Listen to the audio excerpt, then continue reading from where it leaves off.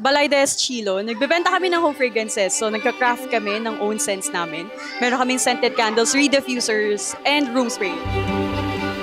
So, ngayon, etong event na kasi na to, ito yung tradition namin sa Balay. So, ever since na nag-start yung business, lagi kaming feeding program. Lagi kaming nag-give back sa community. Kasi, yan yung maraming blessings from God. So, maliit lang to. Maliit lang to ng portion ng blessing niya. So, sinishare namin lahat.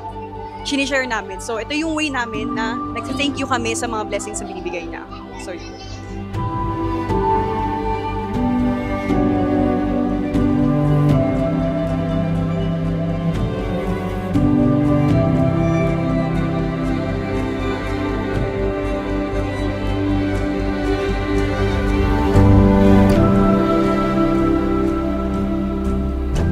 So, pinaka-purpose lang dito is mag-enjoy kung sino man yung mga binibigyan and of course, alam niyo yun, enjoy din namin kasi ang sarap makita na parang meron kang nabibigyan ng gift, di ba? So, parang siguro part na rin talaga ng love language namin is gift giving, kaya yun.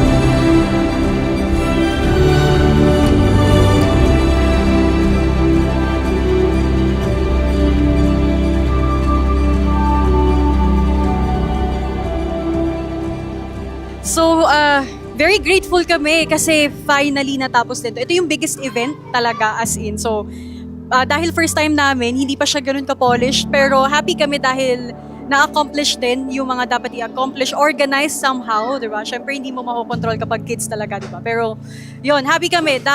Hindi lang magsa-stop dito, marami pang events na katulad ng ganito ang mangyayari. Hindi lang ito yun, marami pa. So, very grateful kami. So, hindi mangyayari to kung wala yung supporters ng Balay des Chilo. Number one. Second nun, of course, si God. God talaga. Tapos, third nun, of course, syempre, yung the rest na talaga na sumusuport din, family, friends, everyone na nasa paligid namin. Very grateful din kami dahil sa kanila. And, yun. And hopefully, sana sa mga darating na taon, hindi lang iisa yung feeding program na magagawa namin. Sana mga 5 times, di ba?